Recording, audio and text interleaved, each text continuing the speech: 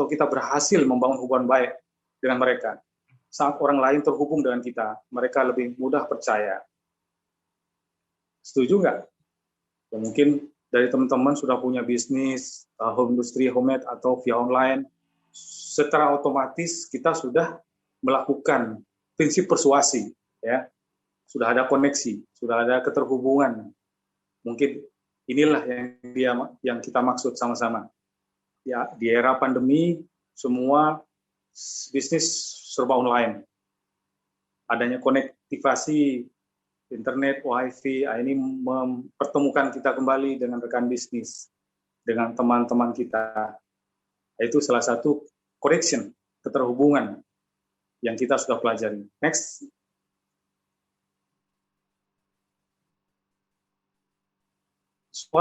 Hanya sedikit yang terkoneksi. Kita kalau telepon, ya, semua rasanya, ya. Coba Anda pikirkan orang-orang yang selama ini Anda ikuti, apa kesamaan di antara mereka? Ya, biasanya mereka adalah orang-orang yang memiliki hubungan baik dengan Anda. Anda merasa cocok dengannya. Anda menyukai dan menghargai mereka. Next. Keterhubungan adalah proses awal komunikasi. Tanpa proses komunikasi, ya, termasuk salah satunya di era kondisi sekarang, jaringan internet sangat kita butuhkan. Ya. Melakukannya jika kedua itu tidak terhubung, koneksi, ya. Keduanya harus terhubung, entah melalui perantara jaringan internet, wifi, atau bluetooth. Komunikasi itu dengan orang lain pun demikian. Pesan kita tidak terhubung. Next.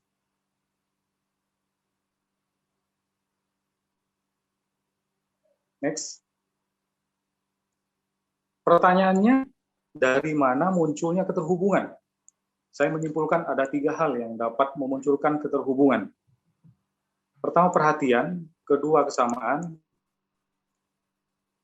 Ketiga, rasa suka. Mari kita bahas satu-satu. Munculnya keterhubungan ada 3. Pertama, perhatian, kita bahas. Ya. Berikan perhatian pada orang yang Anda ajak bicara. Ya. Mereka akan merasa dihargai dan akan mengembalikan perhatiannya. Ya. Berikan perhatian. Orang suka diperhatikan. Pada saat itu terjadi keterhubungan akan muncul. Mereka akan terhubung dengan Anda. Ya. Ya, komunikasi pasti kan, ya. Ya. Kadang saya melihat kayak contoh pelayanan yang kurang bagus di pelayanan kasir di salah satu instansi atau outlet. Saat kita sebagai customer mau melakukan komunikasi, dia malah bicara dengan rekan kerja di sebelah. Jadi tidak memperhatikan kita. Kita juga sebagai customer pasti kecewa, ya. Nah, itu pernah mungkin teman-teman merasakan, ada yang merasakan kejadian seperti itu. Nah, itu tidak baik. Dia bila mana itu dalam suatu bisnis, maka akan ditinggal sama pelanggan. Begitu juga sama dengan kita, perhatian, memberikan perhatian kepada teman bisnis, dia akan nyambung. Begitu juga kepada anak, kita bicara sama si anak kecil atau anak yang memang bisa kita ajak bicara, dia akan berikan perhatian kepada kita. Next. Rasa suka, ya, perhatian, ya. Hari ini perhatian adalah hal yang mahal. Orang-orang terputus dengan lingkungannya dan lebih banyak terhubung dengan gadget. Maka ketika Anda mulai memberi perhatian, Anda akan mendapatkan perhatian khusus dari mereka. Dalam satu keluarga, semua kadang sibuk dengan gadget masing-masing. Ini yang disebut perhatian yang tidak terkoneksi. Karena semua pada sibuk dengan gadget masing-masing. Next. Yeah. The more social media we have, the more the thing we're connecting. Yet we are really disconnecting. Nah, ini saya mengutip dari each other. Semakin banyak media sosial yang kita miliki, semakin kita berpikir bahwa kita terhubung. Namun sebenarnya kita tidak terhubung. Next, oke. Menurut Daniel Goleman, menuliskan dalam bukunya, fokus kemampuan memberikan perhatian pada orang lain. Maka belajar memberikan perhatian pada orang lain, satu waktu, hadir utuh di depan orang, Anda akan terhubung dengan mereka, dan mereka akan terhubung dengan Anda. Saat kehubungan terjadi, mereka akan percaya diri Anda, dan lebih mudah menerima pendapat Anda. Di sementara ini, dalam kondisi pandemi, ya, bisa melalui Zoom atau video call, kita masih sudah melihat utuh, ya, sudah sama dengan hal itu. Ya. Di suatu momen juga bisa ketemu langsung. Oke. Itu perhatian yang tadi, ya. Jadi yang disebut connecting munculnya dari mana? Satu dari perhatian. Nah, berikutnya kesamaan.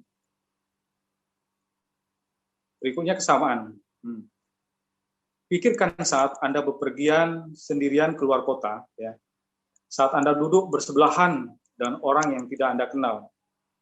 Nah, apa yang Anda cari pertama kali? Kesamaannya bukan?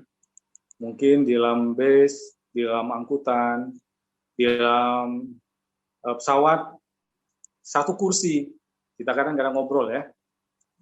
Bertemu dengan rekan sebelah.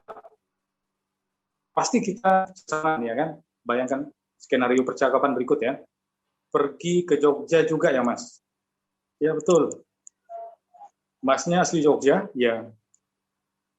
Wah, sama dong kalau begitu. Saya juga asli Jogja. Jogjanya mana? Nah, di situ kan ada kesamaan, ya. Nah, itu munculnya keterhubungan, salah satu yang kedua itu kesamaan dari situ. Jadi kita pasti cari kesamaan di antara rekan, di antara sesama, dimanapun. Next.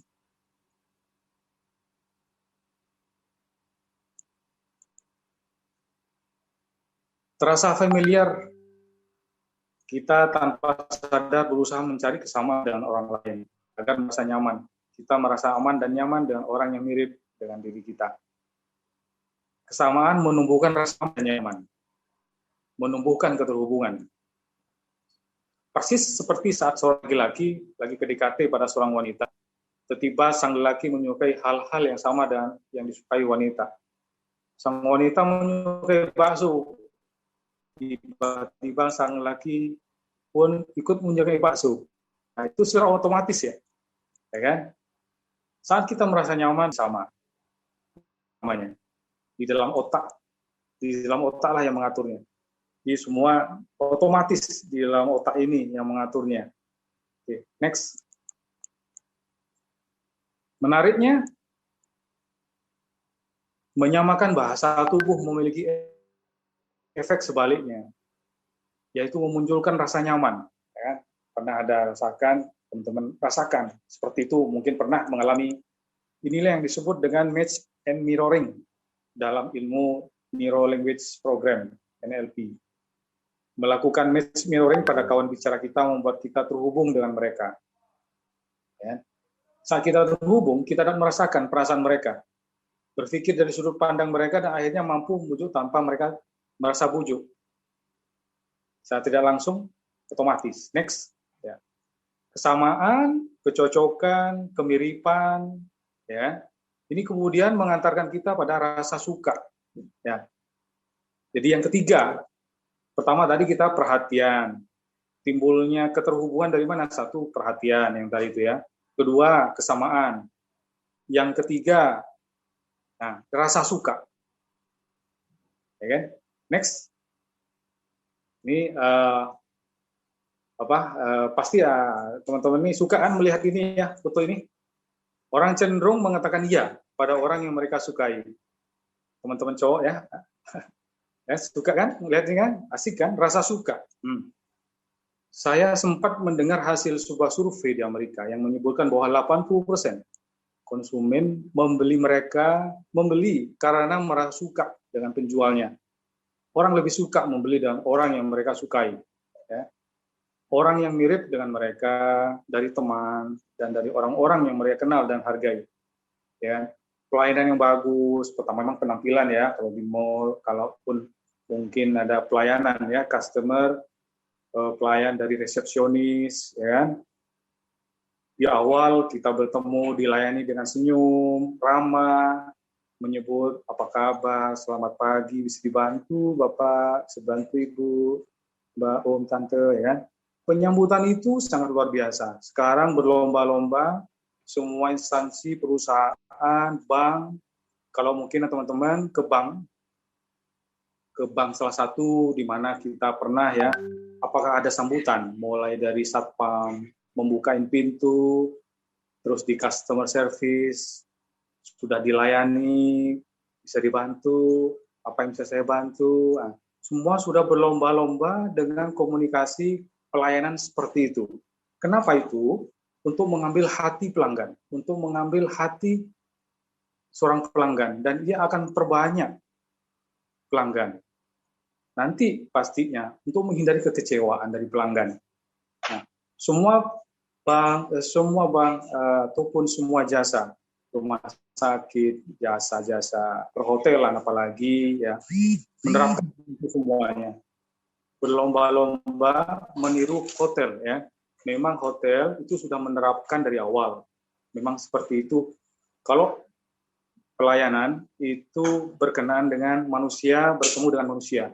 Kalau industri pabrik, manusia bertemu dan melihat barang, benda.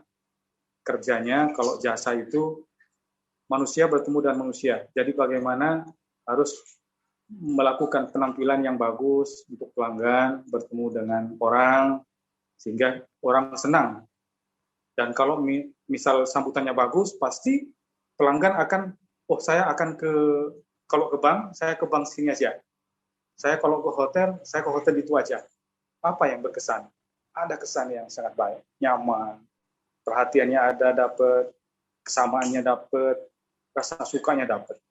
Kalau ke mall, saya kalau ke mall, kalau mau belanja baju, mungkin belanja bajunya ke toko ini, ke toko itu aja. Karena sambutannya, orangnya saya suka. Orangnya saya suka. Suka itu setiap orang berbeda. Bisa penampilan fisik, plus pelayanan ramah, sambutannya ramah. Tapi ada visi bagus ya, maksudnya penampilan oke, tapi pelayanannya kurang ramah, kurang nyaman, ya mungkin itu kita merasakan masing-masing. Nanti bisa diklopkan. Oh iya ya, gitu ya. Next. Kita lebih mudah dipengaruhi oleh orang yang kita suka. Inilah rahasianya ya. Mengapa iklan-iklan menggunakan para bintang yang disukai fansnya? Ya, di situ ada gambar ya. Mi Lemonilo. Saya Mi titik-titik. Cuman yang ini yang terkenal kan ya. Kita sama mengetahui ya. Ini lagi viral ya, lagi rating di ininya ya, di medsos tinggi ya, di media televisi tinggi. Dia gunakan untuk produk mie-nya menggunakan fans artis itu ya. Mungkin teman-teman sudah mengerti. Kalau tidak pernah mungkin mengikuti teledrama itu lagi viral. Produk mie menggunakan artis itu untuk meningkatkan brand, untuk supaya nilai jualnya tinggi. Ya. Begitu juga di Toyota, ya. Mencari artis kalau memang perlu, apalagi di awal opening ya. Terus di contoh di Pertamina. Dulu awal-awal saya melihat ya, Pertamina itu sambutannya luar biasa seperti yang kita lihat sama-sama di monitor itu. Tapi sekarang kan sudah mulai turun ya, Hanya beberapa sekarang yang perhatian seperti ini. Karena mereka sudah mulai lentur. Harusnya ada pengawasan di bidang pelayanan untuk tetap jaga keramahan, salam tiada apa kabar, ya, dipersilahkan isi bensin. Sekarang saya nggak melihat seperti itu. Di beberapa tempat sudah mulai pudar, harusnya terjaga. Seorang penjual yang ramah, perhatian dan tulus tentu lebih disukai dibandingkan penjual yang ketus. Ya, mungkin kita mengalami pernah ada penjual yang ketus, egois, dan mau menang sendiri. Dan kita lebih suka membeli dari penjual yang pertama tadi. Betul ya? Oke. Sangat manusiawi ya. Next. Lalu bagaimana memunculkan rasa suka? Sederhana saja. Rasa suka itu dan muncul dari berbagai sebab. Ya. Pertama, kemiripan. Kita menyukai orang yang mirip dengan kita, orang yang senasib dengan kita. Kita akan menurut pada mereka atau percaya begitu saja pada mereka. Contoh maksudnya ya kemiripan dalam hal hobi, suka memasak, ya seperti tadi. Bagi yang sudah punya pasangan ya, ingin coba memasak, atau dalam keluarga suka hobi memasak di antara keluarga, suka nonton bareng, kesukaan film yang sama. Nah, itu kemiripan itu ya yang saya maksud. Berikutnya, memunculkan rasa suka itu dengan senyum. Ya. Pertama kemiripan, next berikutnya senyum. Nah, senyum adalah pemecah kebukuan yang paling mudah dan efektif. Ya. Saya melihat seseorang tersenyum, ya, otot wajah ini kita pun terbuka untuk melakukan hal yang sama. Ya. Lebih mudah loh ya. Saya kasih tips, orang yang selalu senyum lebih awet muda daripada kita mengkerut wajah. Ya, apapun kondisi kita punya masalah, ketegangan, jangan terlalu hadapi dengan ini. Mengalir aja kayak air ya. Mengalir seperti air. Senyum lakukan sebisa mungkin setiap hari itu senyum. Kelihatan urat-urat lebih cerah daripada tidak senyum, mengkerut, dan ini cepat. Orang yang melihat kita akan lebih tidak awet muda ya. Sulit bagi kita untuk menahannya. Sekali lagi terima kasih untuk Niron. Demikian juga untuk orang lain saat melihat kita tersenyum, mereka otomatis membalas senyum kita. Ya. Otomatis orang akan balas senyum kita. Bagi orang yang beragama, kita menganut dalam agama, senyum adalah ibadah. Ya. Jadi otomatis akan memberikan ibadah, pahala bagi orang lain. Jadi kita senyum, ya, bersenyum, memberikan nilai ibadah kepada orang lain. Orang lain juga begitu, kita membalas senyumnya. Nah, dengan senyum semua masalah dalam arti kebukuan tidak akan terjadi. Mungkin ada keseriusan dalam perselisihan sedikit dalam hal diskusi, dalam hal musyawarah, lakukan dengan senyum. Semua akan baik-baik saja. Ketemu sama teman, apalagi kalau di bank atau lagi kalau di jasa hotel dan lain-lain, pasti sambungnya itu selamat pagi sambil selamat siang, sambil menyebutkan nama kalau bisa, itu bagus. Ya. Dalam dunia perhotelan apalagi itu wajib. Dalam dunia perhotelan salam di dada sambil ucapkan senyum. Kalau belum kenal, sok kenal. Kalau di perhotelan belum kenal, sok kenal kan. Sok kenal kan. Selamat pagi Bapak, apa kabar? Kalau ada namanya biasanya kalau pegawai negeri atau dari stasi datang ke hotel atau ke bank, ada nama di dada, langsung kalau bisa dilihat, selamat pagi Pak Joni, selamat pagi Bu Sinta. Nah itu, orang akan senang. Disebut nama akan senang. Itu otomatis, manusia kodratnya suka dipuji, senang dipuji, suka diperhatikan. Next. Nah, yang ketiga humor, memunculkan rasa suka. Tadi kan kemiripan, senyum, humor. Ya, setiap orang menyukai humor. Saat seseorang mendengarkan humor, maka muncul hormon endorfin. Hormon endorfin dalam tubuh manusia itu memunculkan rasa bahagia. Bahagia itu hormon endorfin namanya dalam dirinya. Ya, saya memang bukan dokter ya, mempelajari sesuatu hal yang biasa kita bisa lakukan. Ia pun akan merasa nyaman dan ingat, gunakan humor secukupnya ya, tanpa berlebihan. Humor itu seperti garam. Dalam berhubungan dengan orang lain, tanpa garam masakan tidak ada rasanya. Namun jika terlalu banyak, muntah juga untuk dibuatnya. Oke. Next, pujian yang tulus. Oke. Memunculkan rasa suka berikutnya itu pujian yang tulus. Apa itu? Orang senang dipuji. Seperti yang tadi saya sampaikan, dipuji atas penampilan. Oh, kamu keren sekali hari ini. Pagi ini kamu ganteng sekali. Kamu cantik sekali. Oh, keren. Nah, orang suka dipuji, senang kan? Dipuji atas prestasinya. Oh, kamu keren ya, nilainya A. Prestasi kamu kemarin dapat ikut olimpiade. Keren sekali. Kita ikut bangga, kita senang. Kita ikut bangga bagi teman kita ataupun saudara, teman yang bisa mungkin pernah mendapat penghargaan, itu kita wajib juga ikut bangga, maka kita otomatis akan dapat hikmah di balik itu semuanya. Tidak perlu kita benci, pada saatnya kita juga dapat prestasi juga. Sekali lagi, sama seperti humor ya, kita tidak perlu berlebihan, secukupnya, tidak berlebihan. Ya. Kita acungkan jempol bagi siapapun relasi teman kita yang berprestasi atau punya penampilan bagus, nah, secara otomatis mereka akan juga bisa aja bang, bisa aja, ya. So, oke. Itu untuk saling memotivasi di antara kita, itu untuk memunculkan rasa suka. Ya. Next, untuk memunculkan rasa suka berikutnya, sikap kooperatif. Nah, kita lebih suka berbisnis, bertransaksi, dan bekerjasama dengan seseorang yang kooperatif. Seseorang yang memang mau bekerja sama secara alamiah, tidak menyukai berbisnis dengan orang yang ribet. Ya, kita secara alamiah tidak suka berbisnis dengan orang yang ribet, terlalu ketat prosedur dan keras kepala, ya. Setuju kan? Ya. Kemiripan, senyum, humor, pujian yang tulus, dan sikap kooperatif akan menumbuhkan rasa suka orang lain terhadap Anda.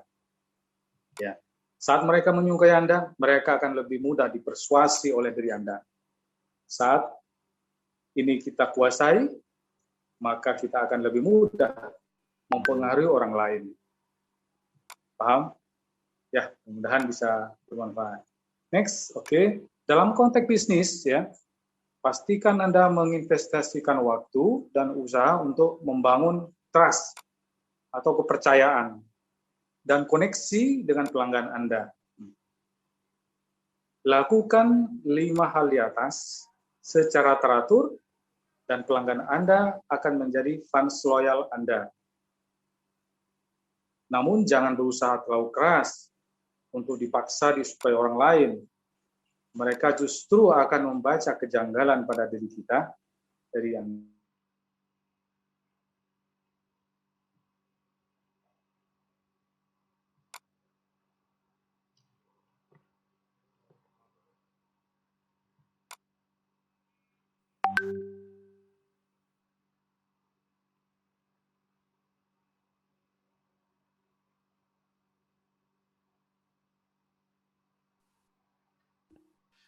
Ini apakah Pak Nurkolis terlempar keluar ya? Boleh dibantu lihat kan Mbak Abi? Kelihatannya gitu. Oh iya, baik. Mari kita tunggu sebentar. Bentar ya, sabar ya. Datang Bu Yunia. Halo, sorry, baru selesai. Ya Bu. Terima kasih Bima, semuanya yang sudah hadir. sorry, not connecting. Iya. Suara jelas ini? Ya. Sudah Pak. Sudah Pak. Baik, kita lakukan 5 hal di atas. Tes.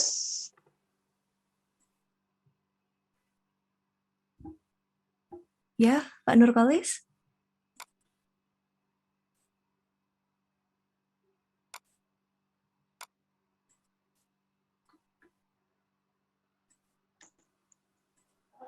Tes suara jelas, mohon maaf lost connection Bu. Ya. Iya, sudah Pak, sudah terdengar lagi. Lanjut ya. Siap? Siap. Baik, 5 hal di atas. 5 hal di atas kita lakukan secara teratur, maka pelanggan dan kita akan bisa mempengaruhi orang lain. Ya. Sama seperti saat kita overacting di hadapan orang yang kita taksir, ya, dia justru akan menjauh dan lari dari kita, ya. Jadi kita sebisa mungkin biasa-biasa saja. Ya. Next, rahasia besarnya adalah agar orang lain menyukai kita, maka kita perlu ya. Rahasia besarnya agar orang lain menyukai kita, maka kita perlu menyukai mereka terlebih dahulu. Inilah yang disebut dengan asas reciprocity atau timbal balik. Contohnya apa? menyukai orang lain, jika seseorang memberikan sesuatu pada kita, maka wajar bagi kita untuk memberikan balasan. Masyarakat kita mengenal balas budi dan tidak nyaman bila kita memiliki utang budi. Saat seseorang memberikan senyum pada kita, maka kita pun memberikan senyum sebagai balasan. Saat seorang pemimpin mau berkorban untuk pengikut, maka pengikut pun akan berkorban untuknya. Next. Sebagai manusia, next Ibu. Ya. Sebagai manusia kita memiliki kecenderungan untuk membalas budi, membayar hutang, dan memperlakukan orang lain sebagaimana mereka memperlakukan kita. Ide timbal balik membuat kita merasa berutang atau nggak enak saat seorang memberi sesuatu pada kita secara cuma-cuma. Kita merasa tak nyaman berutang budi pada orang lain. Misalnya saat Anda pernah dibantu orang, teman saat kesulitan di masa datang, saat orang yang membantu Anda membutuhkan bantuan Anda, maka kemungkinan besar Anda akan membantunya secara manusiawi, kan? Ya. Next. Ya. Apa yang Anda inginkan pada orang lain? Apa yang dapat Anda berikan kepada mereka sebagai umpan atau imbalannya? Kadangkala Anda dapat menggunakan prinsip ini cukup dengan menginginkan orang lain bagaimana mereka telah Anda bantu di masa lalu. Secara psikologis, seorang tak nyaman berutang pada orang lain. Kita lihat dari gambar di bawah, seorang anak kepada ibunya waktu anak kecil, ya, perhatian seorang ibu, dan sebaliknya, anak sudah menjadi dewasa, kelak berbakti kepada kedua orang tua, membantu ibunya, memberikan perhatian dan lain-lain, ya kan?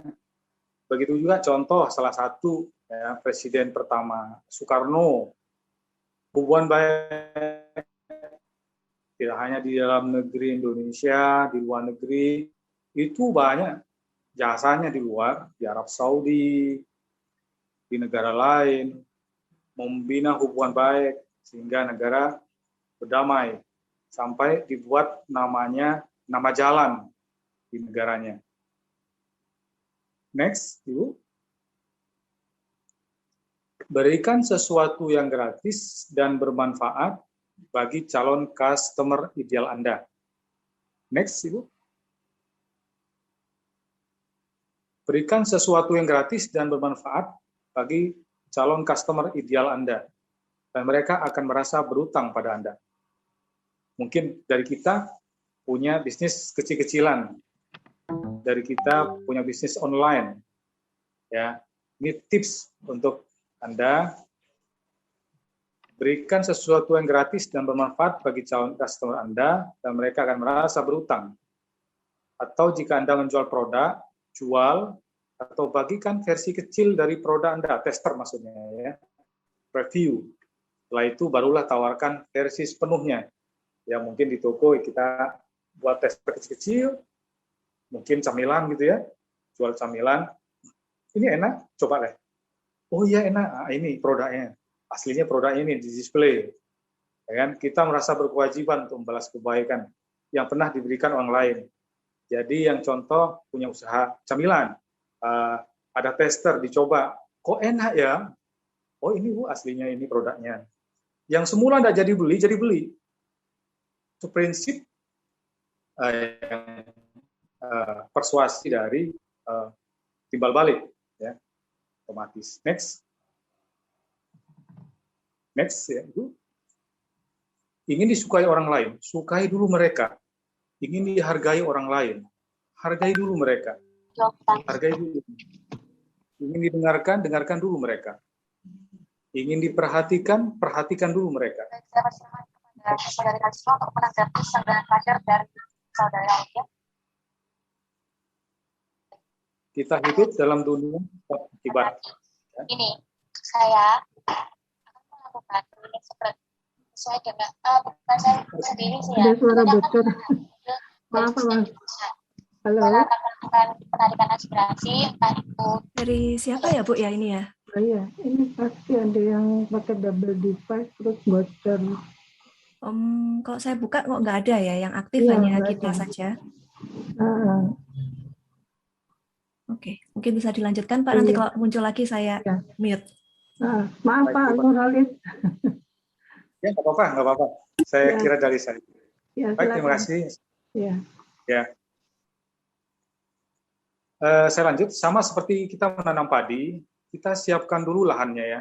Tanami, sirami, kita rawat, kita beri pupuk, kita lindungi dari hama, dan setelah beberapa bulan barulah kita bisa memanen hasilnya. Ya. Next. Ya, next. Ya, oke. Prosesnya tidak bisa dibalik ya. Demikian pula membangun hubungan dan kepercayaan orang lain pun dalam proses persuasi, mereka berikan sesuatu atau melakukan sesuatu untuk kita. Dalam hal ini, proses ini disebut passing leading atau ikut diarahkan. Ya. Passing leading ini menjadi efektif karena manusia memiliki keinginan mendalam untuk menjadi konsisten. Sekalinya kita berkomitmen pada suatu hal, semakin terikat diri kita pada hal tersebut. Jika saya menyetujui suatu hal, maka saya cenderung konsisten. Nah, untuk menyetujui konsistensi is the key. Next. Oke. Next. Ya, teknik YESET dalam penjualan memanfaatkan faktor ini. Perhatikan contoh berikut ya. Kemarin kita sudah bahas manfaat dan pentingnya asuransi ya Pak. Kita juga sudah berdiskusi tentang kebutuhan asuransi untuk keluarga Bapak. Kemudian saya juga sudah memberikan ilustrasi sesuai dengan anggaran dana yang Bapak sampaikan kemarin. Nah, untuk menuntaskan prosesnya, saya pinjam KTP-nya ya Pak. Nah, saat kita berkata iya 3 kali, maka kemungkinan besar pada pernyataan keempat kita pun akan berkata iya. Itu teknik ya. Oke, next. Sekali kita mendeklarasikan suatu komitmen pada publik, kita cenderung untuk konsisten pada komitmen kita. Maka cobalah meminta komitmen seseorang sejak awal, secara verbal atau non-verbal. Dalam konteks Facebook, sebelum Anda melaunching sebuah produk, Anda dapat mengajukan pertanyaan awal ya. Misalnya, ada yang tertarik untuk bla bla bla, membuat orang merasa terlibat sejak awal akan meningkatkan ketertarikan mereka dengan diri kita. Dan hal ini menjadi pintu masuk untuk prinsip ketiga, identifikasi atau identification. Oke, next. Kita sudah, prinsip pertama sudah kita udah pelajari, keterhubungan, connecting, ya kan. Prinsip kedua tadi timbal balik ya. Prinsip ketiga identifikasi, ya kan? Identifikasi ya. Kita selalu ingin identik dengan tipe orang tertentu, dengan kelompok orang tertentu. Misalnya seorang laki-laki hampir pasti ingin identifikasi sebagai orang sukses, ya kan? Sebagai sukses, maka ia pun berusaha menyamai ciri-ciri fisik orang sukses. Ya, bagaimana saya harus bisa nantinya pakai jas, saya bagaimana bisa parlente, ya, pakai jajet bermerek, ataupun saya bisa kayak dia. Berbeda dengan perempuan, mereka sebagian besar lebih ingin identifikasi sebagai orang cantik, ya, orang cantik, artis, ya, yang anggun, yang ramah, ya kan? Kita senang jika dikelompokkan dalam kelompok yang kita inginkan. Pada saat kita dianggap bagian dari kelompok tersebut, kita pun berperilaku mirip. Kadang kita berperilaku mirip dengan kelompok yang kita idam-idamkan. Ya. Di situ ada gambar siapa yang mengenal paling kanan itu Bob Sadino, ya, almarhum Bob Sadino itu pengusaha sukses. Dunia branding, dunia brand mengkontrak dia untuk produk karena dia identik dengan pengusaha sukses, muda, santai, tidak kuliah, tapi sukses. Bukan berarti kita tidak boleh seperti itu. Kita tidak sama. Ada yang terlahir dengan bakat yang berbeda. Oke, next.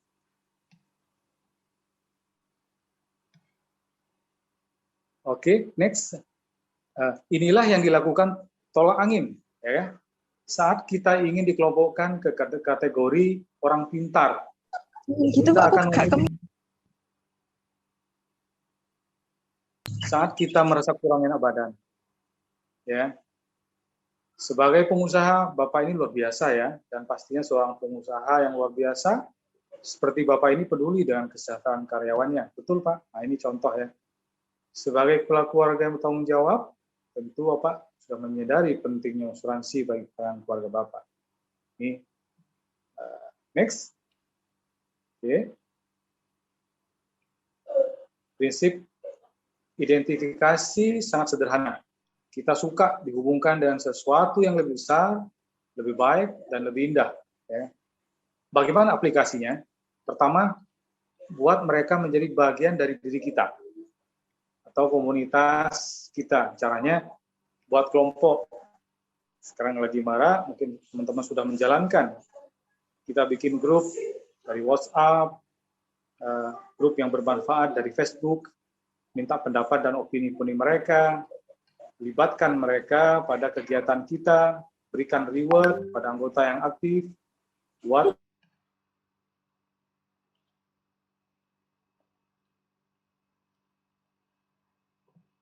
WA, mungkin dari teman-teman punya bisnis fashion, hijab, kuliner, semua dengan bisnis masing-masing, punya grup ya. Berikan reward, berikan penghargaan, berikan bonus bagi customer yang loyal, di 3 free 1, atau mungkin pada saat menjelang hari raya, pelanggan yang loyal, pembelian produk banyak, di ranking, kita berikan dia bonus, entah itu benda, payung, dan yang berharga lainnya, ya kan? Skincare juga begitu.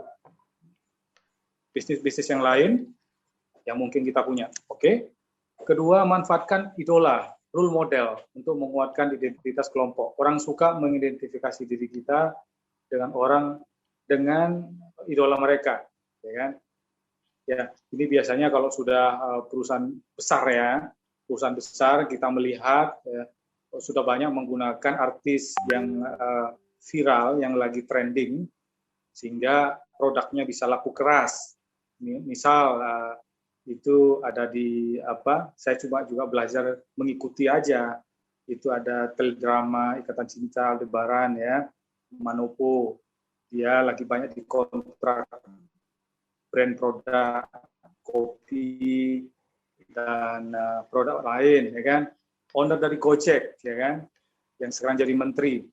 Dia lagi ini ya, yang pemerintah juga dapat brandnya dia. Pemerintah menarik dia untuk bisa bagaimana meningkatkan pendidikan dari Menteri Pendidikan ya. Kita juga melihat di situ Belvan ya, Ruang Guru, owner dari Ruang Guru. Itu negara, dia balik lagi ke dunianya, udah di pengusaha. Dia lulusan masih muda.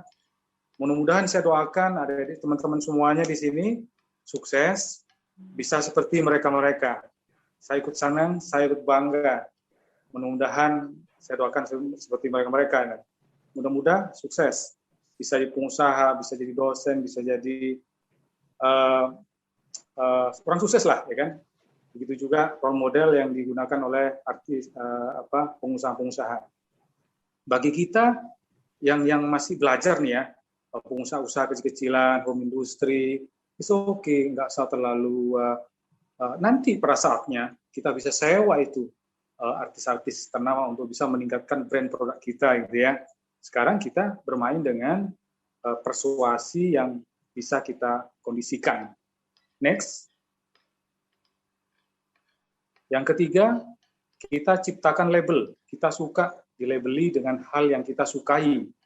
Buat nama untuk kelompok kita, beri juga nama untuk orang yang tergabung dalam kelompok kita. Entah itu simbol, logo, slogan, itu pun bagian dari label. Nah, contoh itu gambar Politeknik ya, kita bangga kan menjadi bagian dari mahasiswa Politeknik di Malang. Kita juga punya logo Himpunan Mahasiswa Akuntansi, ya kan? Kita juga ada logo, kita bikin jaket, ya kan? Jaket ada logo, di belakang kita juga di bordel, ya kan? Arema juga punya, ya kan? Kita warga Malang suka bola, kita Aremania, salam satu jiwa, ya kan? Nah, slogan juga begitu, kita melihat dari produk, ada slogan kan, just do it, slogan apa itu? Mungkin teman-teman kita sudah mengetahui, itu sepatu ya, Coca-Cola yang juga ada slogan, McD, I love it, itu McD ya, orang taunya, oh itu McD.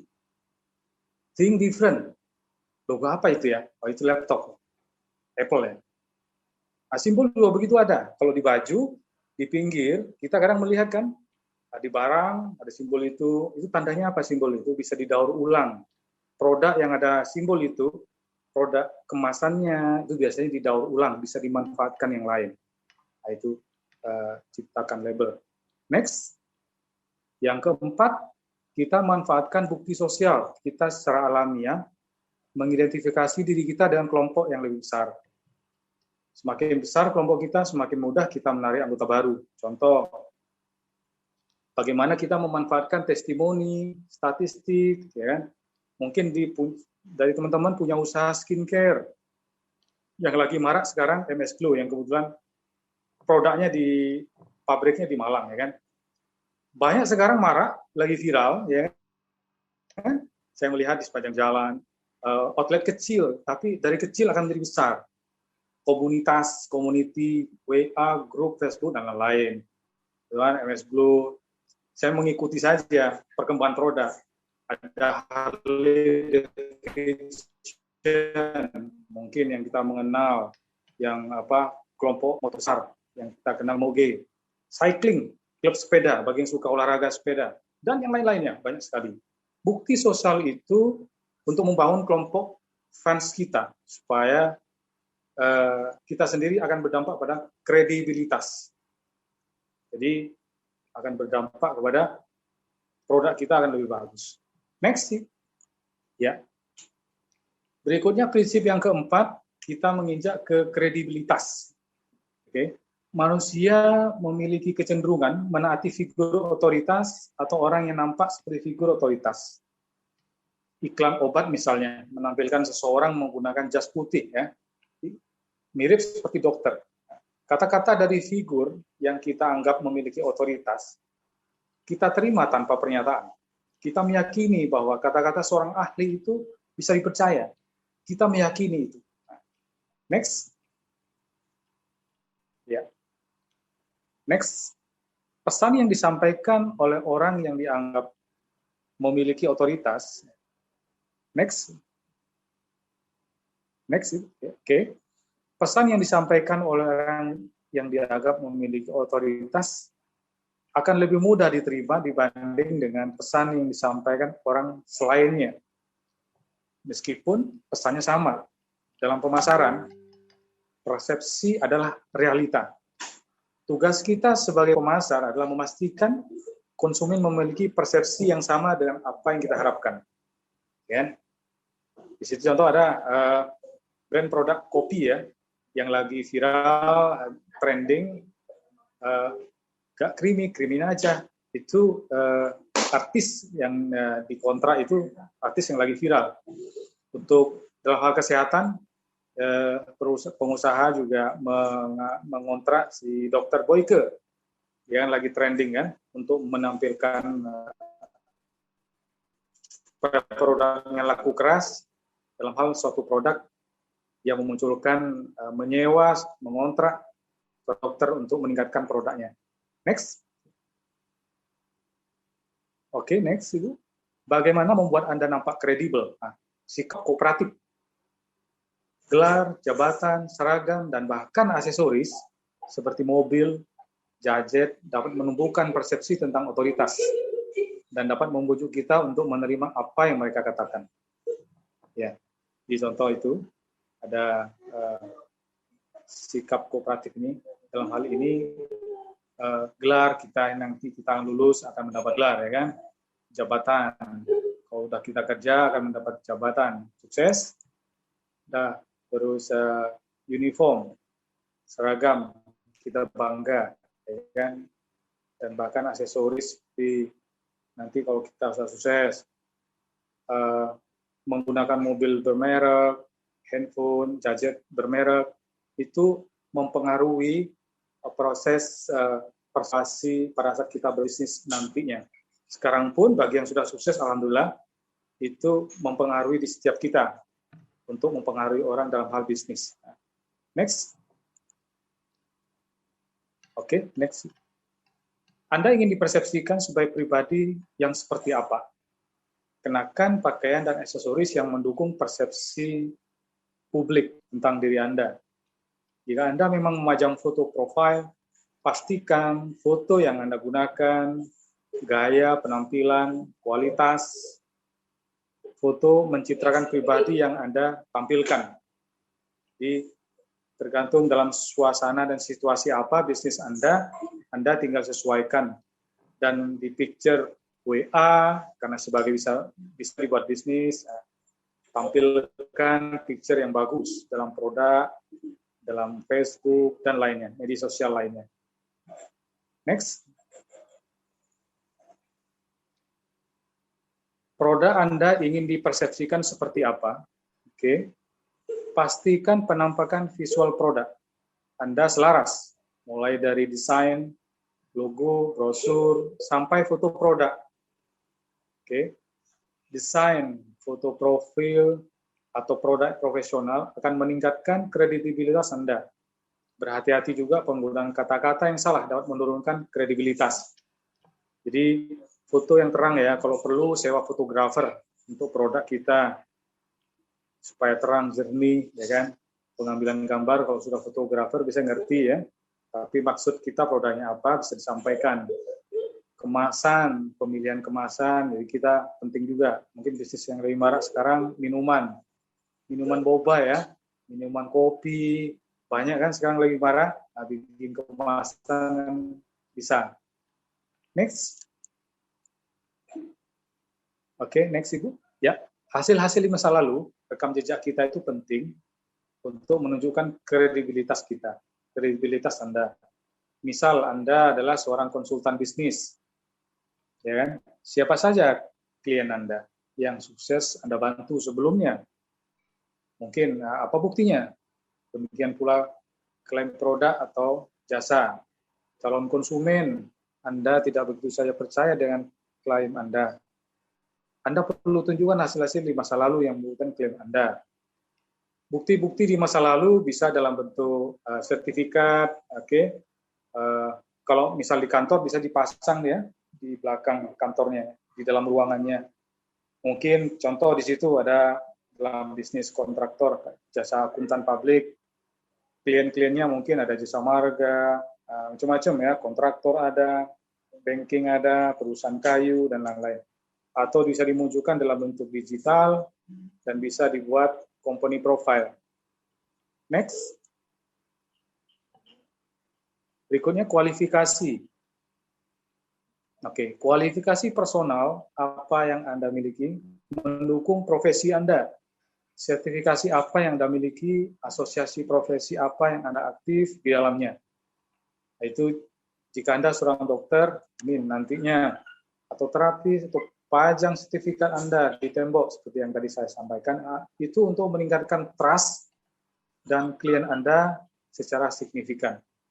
Wah, ada ikatan dokter, ikatan akuntan, mungkin nanti kita bisa punya usaha, kita di bidang akuntansi ada asosiasinya, nanti ada jurusan kita, ilmu kita bisa gunakan, kita tergabung dalam ikatan akuntan, lulus kuliah, kita ingin mendalami ilmu akuntan, kita bisa masuk akuntan publik dan konsultan. Nanti kita bisa cari tahu ilmu di situ, 3-4 tahun, kita bisa mendirikan kantor sendiri, nanti bisa. Saya di hotel, tergabung di Asosiasi Indonesia Hotel General Manager. Nah, itu semua punya asosiasi dokter, Ikatan Dokter Indonesia. Oke, next Ibu. Bagaimana? Next. Bagaimana Anda dipersepsikan sebagai seorang ahli? Pertama, tentukan Anda ingin dipersepsikan sebagai seorang ahli di bidang apa. Kedua, bergabunglah dengan asosiasi. Ketiga, milikilah sebuah blog yang bertuliskan tentang bidang kita. Keempat, berbicaralah dengan komunitas yang menjadi target pasar Anda. 5, kirimkan artikel ke media sosial, ke media massa tentang bidang Anda. Next. Dukungan para ahli. Anda dapat menggunakan otoritas diri Anda sendiri atau otoritas orang lain. Minta dukungan orang lain yang berpengaruh untuk membackup ide atau produk Anda. Dukungan atau biasa dikenal dengan endorsement ya dari ahli akan mendongkrak kredibilitas Anda. Mungkin kita punya produk ya, kita lagi marah, kita sama-sama mengenal dunia digital, dunia endorsement banyak sekali. Kita yang sudah punya, mungkin dari teman-teman sudah punya YouTube atau menjadi YouTuber atau di media sosial Instagram, Instastory yang followernya sudah banyak, dia sudah bisa berani untuk bisa menjadi endorsement, sudah bisa menerima iklan, bisa dengan dibayar dengan mahal. Itu namanya endorsement. Kita sesuaikan dengan kelas kita, dengan bisnis kita. Ya, seiring kalau kita melihat ya maraknya sudah pebisnis muda, YouTuber, kita mengenal Indonesia, Atta Halilintar. Ini yang baru menikah nih, siapa ini sebelah kiri? YouTuber muda yang baru menikah, Ria Ricis ya. Saya menyimak saja nih. Dia hobi mereka, hobi kita lancarkan semuanya. Oke, next. Oke, di sini kita melihat Unilever. Iklan Pure ini apa saja yang digunakan oleh perancang iklan untuk mendongkrak kredibilitas dari produk ini. Unilever ini produk itu terpercaya. Pure ini terobosan baru dari Unilever, perusahaan yang produksi berbagai produk seperti Pepsodent, Lifebuoy, Blue Band, dan Sunsilk. Pure ini memenuhi kriteria ketat internasional, menghilangkan bakteri dan virus. Jadi Unilever melakukan merancang untuk mendongkrak produknya. Next, dukungan riset. Next, Ibu. Dukungan riset ini mengutip dukungan dari riset terhadap produk atau jasa. Jelas akan meningkatkan kredibilitas. Mungkin ada infografik berikut yang menjelaskan dampak hasilnya.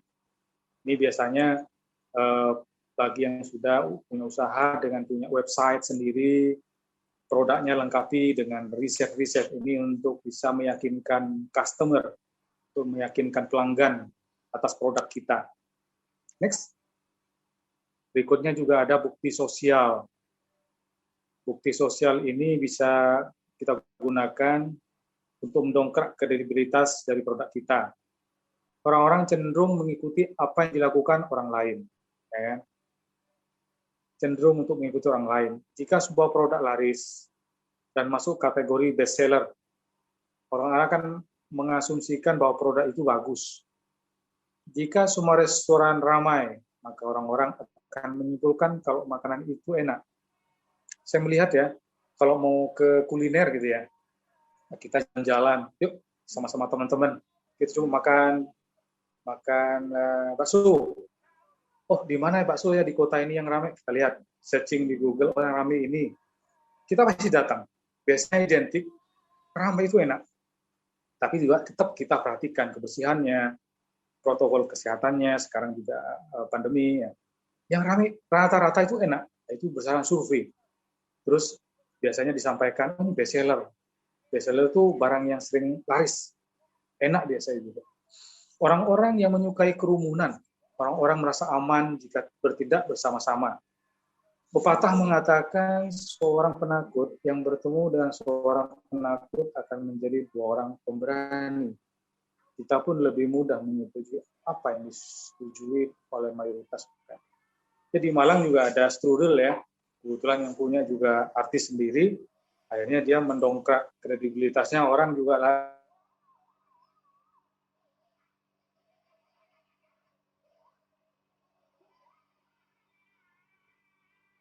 pernah mencoba. Next. Oke, next. Kita lebih suka menyumbang pada kotak amal yang sudah terisi, makan di tempat ramai pengunjung, membeli produk bestseller. Nah, kita asumsikan jika banyak orang melakukan hal yang sama, pasti kita menyetujui itu bagus dan baik. Ya, contoh di Malang ya, kita melihat bakso apa tadi? Bakso presiden kayaknya sih ramai sih. Tempat di pinggir rel kereta api. Kalau di pinggir jalan ada 2 sisi pintu. Ramai kalau di Malang, bakso. Untuk oleh-oleh, biasanya teman-teman dari luar kota nanya oleh-oleh apa yang ramai ya? Oh, Malang strudel, lengkap. Oleh-oleh yang lain berkenaan dengan handicraft, mungkin teman-teman bisa ngasih tahu. Jadi pada saat kita merasa tidak yakin, kita pun cenderung untuk meminta saran dan dukungan orang lain. Next. Bagaimana menggunakan bukti sosial untuk meningkatkan kredibilitas Anda? Mudah saja. Contoh, sebutkan berapa banyak orang yang sudah menggunakan produk Anda. Misalnya, mari bergabung dengan 4.600 pelanggan setia kami. Gunakan sebanyak mungkin testimoni yang relevan. Ya, misal Anda punya produk ya di rumah, jual alat perlengkapan rumah tangga, jual hiasan dinding. Customer yang beli suruh foto, kirim via WA, itu masukkan dalam testimoni di website atau di WA grup Anda. Berikutnya, dorong pengguna Anda menggunakan sosial media untuk pembicaraan produk Anda. Berikutnya, publikasikan studi kasus untuk mendemonstrasikan kesuksesan Anda. Nah, yang terakhir, berikan label. Mungkin label produk Anda, berikan label bestseller. Berkenaan dengan produk yang laku keras, ya kan? Terus berikan. Nah, itu akan membantu orang untuk lebih percaya, terpengaruh untuk beli produk Anda. Next. Nah, kunci utama, jika Anda menginginkan kredibilitas yang permanen, Anda perlu membangun 2 kunci. Pertama, integritas, kedua, kompetensi. Ya. Seorang yang memiliki integritas, namun tak mempunyai kompeten, tak bisa disebut dengan kredibel. Begitu juga dengan sebaliknya.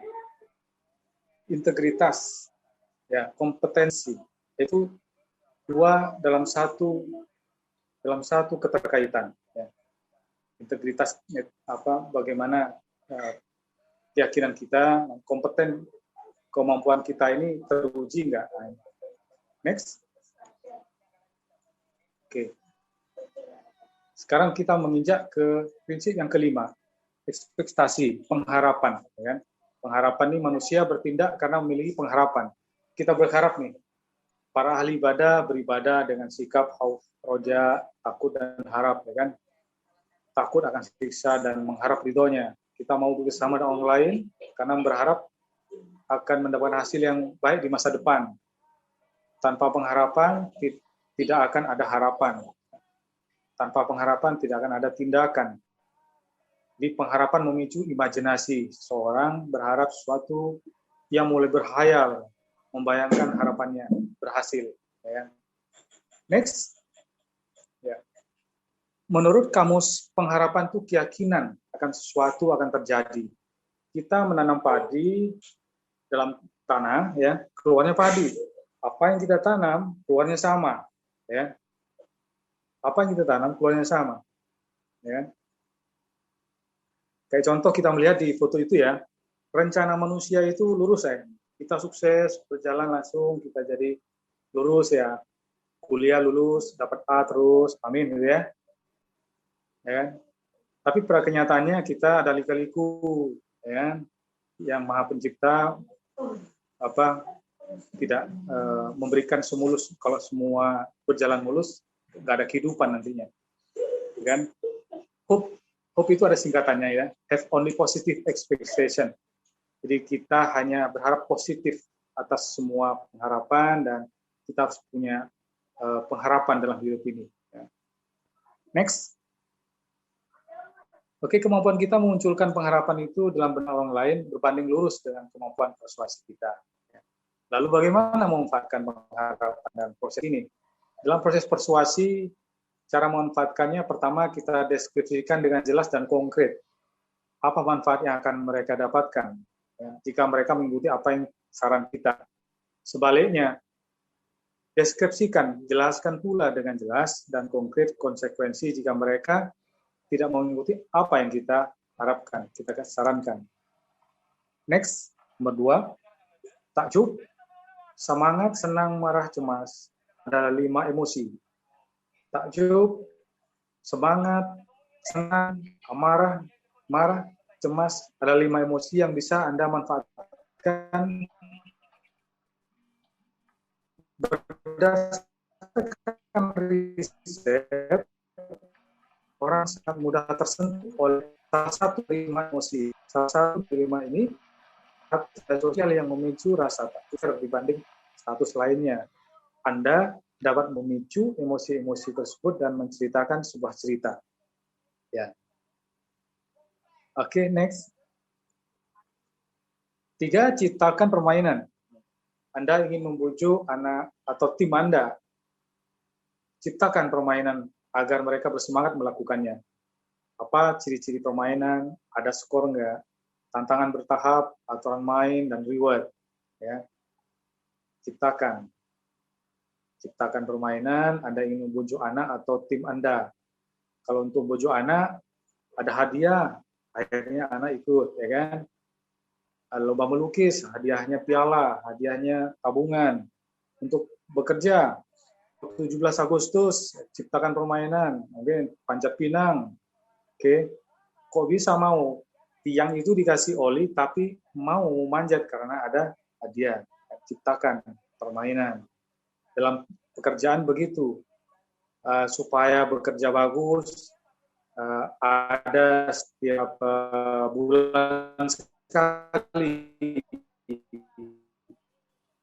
Itu ada lomba best, hadiahnya bonus, tabungan, piala, penghargaan. Kalau di hotel ada tambahan voucher bermalam di hotel lain. Nah, itu banyak hal ya. Mungkin di kampus ada bonus yang lain juga. Next, berikutnya itu tadi prinsip yang kelima. Berikutnya prinsip keenam, repetition atau pengulangan. Prinsip pengulangan ini, pengulangan itu menghipnotis, ya. Pengulangan itu menghipnotis. Kayak contoh kita melihat sebuah informasi yang diulang-ulang akan masuk ke bawah sadar seseorang dengan mudah. Contoh dalam iklan kita melihat sama-sama. Contoh di situ ada diskon gila-gilaan. Ini repetition. Ini prinsip persuasi mempengaruhi orang dengan pengulangan. Diskon gila-gilaan. Serba-serba ya. Semua serba 1000, semua serba 1000. All sell, 50%. Kalau kita melihat di mall, di pusat perbelanjaan, banyak kan sell 50% off. Itu diskon. Serba 1000. Kata-kata yang diulang-ulang akan mempengaruhi bawah sadar otak. Yang tidak jadi beli. Nah, itu bisa diterapkan sama kita dalam kita mungkin punya usaha, bisnis. Nah, kita bisa mulainya. Next, dalam konteks pemasaran, maka kata apa yang ingin Anda kaitkan dengan produk Anda? Pastikan Anda mengulang-ulang kata tersebut dalam berbagai media promosi Anda. Maka pikiran bawah sadar calon konsumen akan mengasosiasi produk tersebut pada kata yang Anda ulang-ulang. Contoh itu salah satunya kata sedap ya, diulang-ulang. Mie sedap, instan. Puasnya sedapnya. Puas sedapnya. Produknya namanya sedap. Ditambah dengan kata puas sedapnya. Kata-kata yang diulang-ulang akan mempengaruhi bawah sadar. Next. Mari kita lakukan tes sederhana. Oke. Lanjutkan kalimat berikut. 1. Apapun makanannya, minumannya, apapun makanannya, minumannya, mungkin dari teman-teman sudah pernah mendengar ya, pernah melihat lihat mungkin di media televisi ya, ataupun di flyer, ataupun di di spanduk, di baliho, di jalan, di mall, di warung, restoran, apapun makanannya, minumannya. Kedua, kopi tidak bikin kembung. Pertama, apapun makanannya, minumannya, teh botol sostro. Itu produknya teh botol sostro. Kita bisa gunakan kalimat ini. Kedua, kopi tidak bikin kembung. Sekarang banyak kan, kopi tidak bikin kembung, produk kan banyak. Ada kopi Gilus Mix, ada kopi luwak. Ini salah satunya. Kalimat-kalimat ini bisa kita terapkan juga di produk kita punya. Kopi tidak bikin kembung. Pasti orang taunya kopi Gilus Mix. Ketiga, sakit kepala. Minumnya, pasti orang taunya Bodrex. Sakit kepala minumnya Bodrex orang taunya. Keempat, minum minum makanan bergizi. Kalau kita melihat di iklan, yaitu produk apa? Energen Cereal. Yang kelima, orang pintar minum, hanya bisa di iklan udah umum sekarang lagi marak, kan? Minum tolak angin. Jadi mempengaruhi orang, persuasi dengan mempengaruhi orang dengan kalimat-kalimat yang diulang seperti ini, akhirnya orang akan jadi beli dan akan masuk ke dalam bawah sadar. Jadi Anda bisa gunakan seperti itu. Kalimat apa yang harus Anda gunakan dalam produk kita, maka kita bisa ulang-ulang. Ini satu dari produk brand iklan di media televisi. Next. Merek-merek di atas mengulang-ulang pesan secara konsisten. Nah, mereka menanamkan asosiasi yang kuat dalam benak kita melalui pengulangan. Maka satu kata apa yang ingin Anda kaitkan dengan diri Anda atau produk Anda, pastikan Anda mengulang-ulang dalam berbagai media promosi Anda. Dalam konteks presentasi penjualan, ulangi manfaat produk Anda selama presentasi penjualan. Pilih salah satu kata yang ingin Anda asosiasikan dengan produk Anda, dan ulangi kata-kata itu sering mungkin. Maka benak konsumen akan masuk ke dalam bawah sadar, tak jadi beli. Nah, itu prinsip yang terjadi.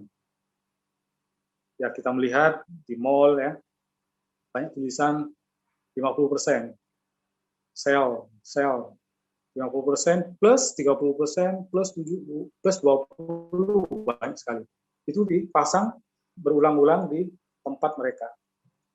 Sekarang di media sosial juga sudah marak. Dengan media sosial kita sudah melihat iklan digital. Kayak contoh tadi diskon gila-gilaan, serba-serbu, serba-serbi. Kata-kata itu ternyata orang melihat serba-serbu selalu dipakai oleh perusahaan apa ya? Transmart. Jadi itu untuk mencuci otak konsumen supaya bisa ingat kalau serba-serbi